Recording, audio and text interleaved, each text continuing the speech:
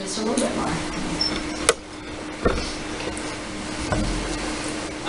What is literature examining the canon? People call the canon a select and much debated and ever-evolving list of the most highly and widely esteemed works. But what makes up the criteria that determines whether or not a literary work is important enough to be a part of the canon? Important literature revolves around its representation of its genre at its time, and ultimately it has to leave an impact on the audience that is studying it. A genre is defined as a category of artistic composition characterized by similarities in form, style, or subject matter. A canon should have literary works that represent its genre in the best way. For example, let's take into consideration drama. Drama is written with the intent of it being performed. It takes the effect of written literature and projects it through performance and gives people a different experience as the audience. When studying drama, we can look to Henrik Ibsen's A Dollhouse as our prime example of drama.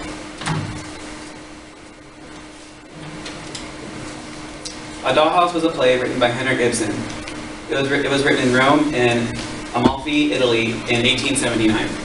It was set around the late 1870s in Norway and was created during a time of revolution in Europe. This play is significantly known for its critical attitudes towards 19th century marriage norms. Ibsen was inspired by the belief that a woman cannot be herself in modern society, since it is an exclusively male society,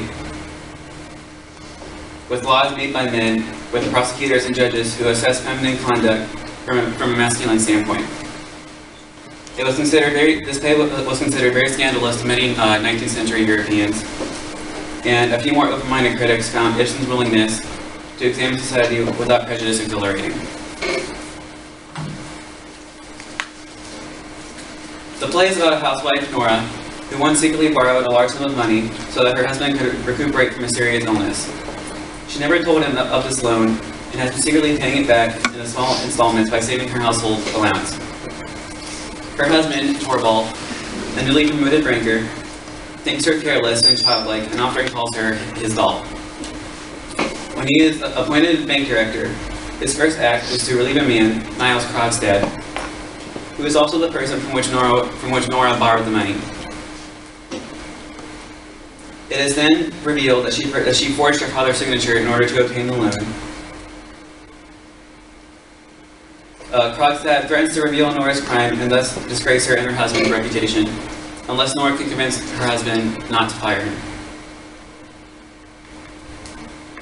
When Torvald discovers that Nora forged her father's name, he is ready to disclaim his wife even though she had done it for him. Later, when all is solved, Nora sees that her husband is not worth her love and she ends up leaving him. One of the themes involved in the play is the sacrificial role of a woman. Ibsen paints a picture of a sacrificial role held by a woman of all economic classes in his society. Though Nora is economically advantaged in comparison to the play's other main characters, she nevertheless leads a difficult life because society dictates that Torvald be the marriage's leading partner. Torvald issues decrees and condescends to Nora, and Nora must hide her love from him because she knows Torvald will never accept the idea that his wife or any other woman had helped save his life. Nora's abandonment of her children can also be seen as an act of self-sacrifice. Despite Nora's great love for her children, manifested by her interaction with them and her great fear of corrupting them, she chooses to leave them. Nora truly believes that the nanny will be a better mother and that leaving her children is ultimately in their best interest.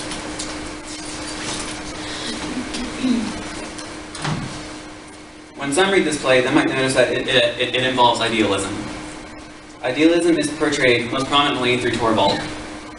Torvald's idealism and Nora's thoughtless reverberating of it makes them theatricalize both themselves and each other, most strikingly by taking themselves to starring in various idealist scenarios of female sacrifice and male rescue. Throughout the play, Nora struggles to gain recognition as a human being. This may be seen as a prime example of the struggles of women at the time to receive political and social rights. It boasts the essence of a woman escaping the stereotypical roles of wife and mother and the role of becoming an individual.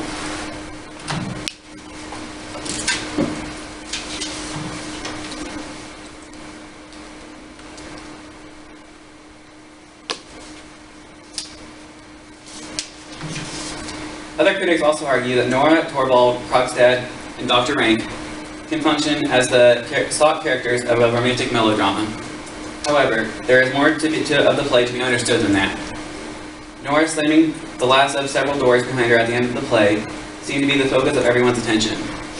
The original action of the play, Nora's entering through the same set of doors, seems to not have attracted so much attention, nor have provoked such detailed discussion. Other symbols, such as the Christmas tree, a festive object meant to be decorative, symbolizes Nora's position in her household, as a doll who is pleasing to look at and adds appeal to the home. Should it be in the canon? A dollhouse would definitely be considered part of the canon. It uses the style of a drama to portray many significant symbols. It represents this time well by questioning some controversial issues about the rights of women. It also votes the question of what the role of a woman should be in society. It questions their current role as wife and or mother.